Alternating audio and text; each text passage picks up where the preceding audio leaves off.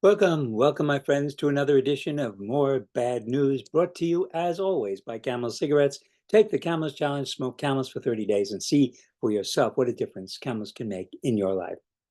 Well, my friends, it's been another week of very bad news, but before I begin with that, today is Shabbos Chol Moed Pesach, the Sabbath, in the middle of Passover, and traditionally we read the Song of Songs today. So I thought I would begin with a few words about the song. Here is the best description of the song that I've ever read. It comes from this book. It's an absolutely fabulous new translation of the song with commentary. Um, Quote, the Song of Songs is a poem about the sexual awakening of a young woman and her lover. In a series of subtly articulated scenes, the two meet in an idealized landscape of fertility and abundance, a kind of Eden. And there they discover the pleasures of love. The passages from innocence to experience is the subject of the Eden story as well, but there the loss of innocence is fraught with consequences. The song looks at the same border crossing and sees only the joy of discovery. The poem is set in early spring with its intimations of ripening. The rains of the winter season have just ended. The vines are in bloom. The air is alive with scent and birdsong.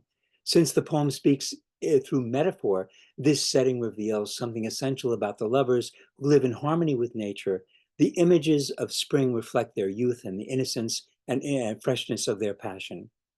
The woman appears to be very young, probably just past puberty. Her brothers call her their little sister, and they think of her as a child. We have a little sister, and she has no breast, they say, though she says that she's more grown up than that, since by her own account, her breasts have developed and she has reached sexual maturity. She and her lover meet secretly in the countryside at night, and they part during the day, so it is clear that they are not married. For centuries, exegetes have considered their relationship chaste, ignoring the plain sense of the Hebrew. The word dodim, which occurs 6 times in the poem, and including in the opening verse, your dodim are better than wine, is almost always translated as love, though it refers specifically to sexual love. Moreover, the metaphor of feasting suggests fulfillment, and particularly when in the perfect tense in Hebrew, to come into and to enter often have patently sexual meanings in the Hebrew.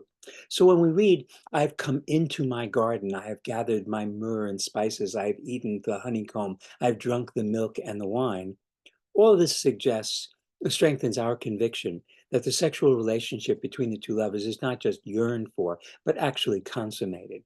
In this respect, our understanding of the song differs crucially from those of other commentators of the past and even some today. It's just a wonderful translation. I recommend it highly. Let me just conclude by saying that everything that you think you know about the Hebrew canon and the Talmud is grossly distorted. The Hebrew canon does not represent a unitary view of God or Israel.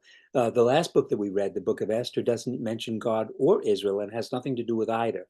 And this book is the premier example of the marriage of Hebrew and Hellenistic thought, which is why Rabbi Akiva's statement that the Song of Songs represents the Holy of Holies is so profoundly provocative.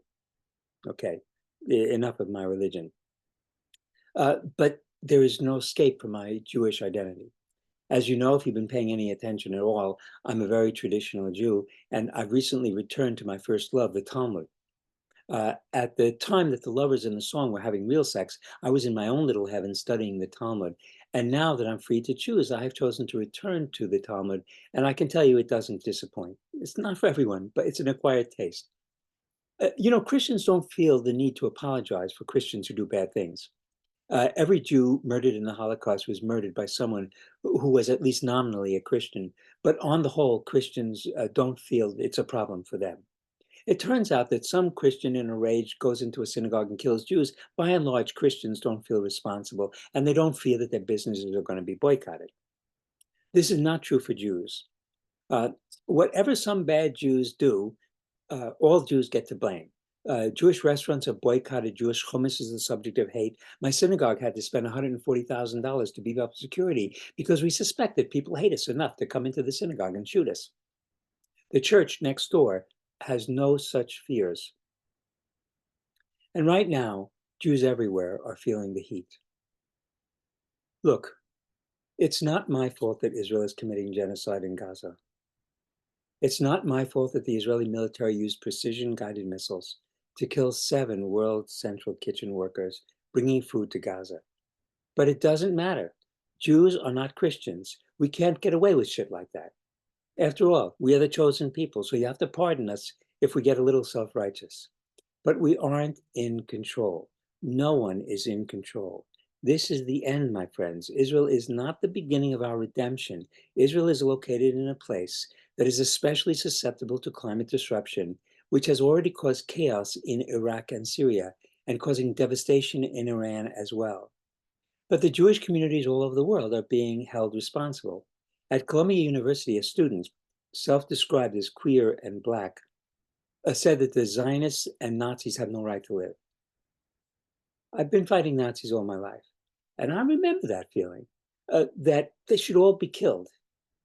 It took me maybe 20 years to grow out of it, but in the end, I realized that Martin Heidegger was a Nazi, and he was not only had every right to exist, but he was one of the smartest humans I ever came across.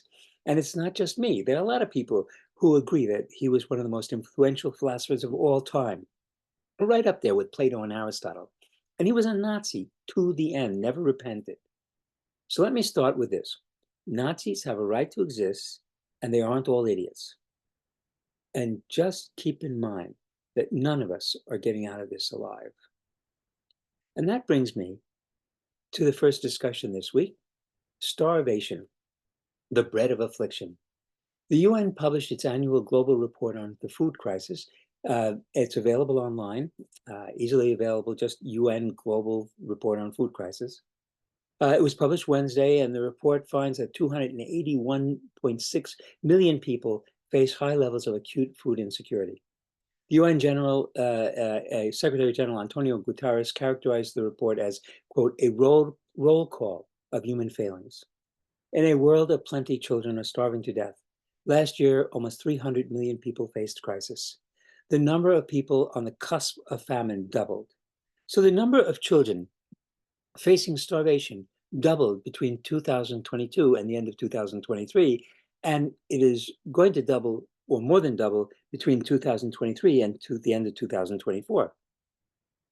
In 2023, 36 million children under the age of 5 were acutely malnourished.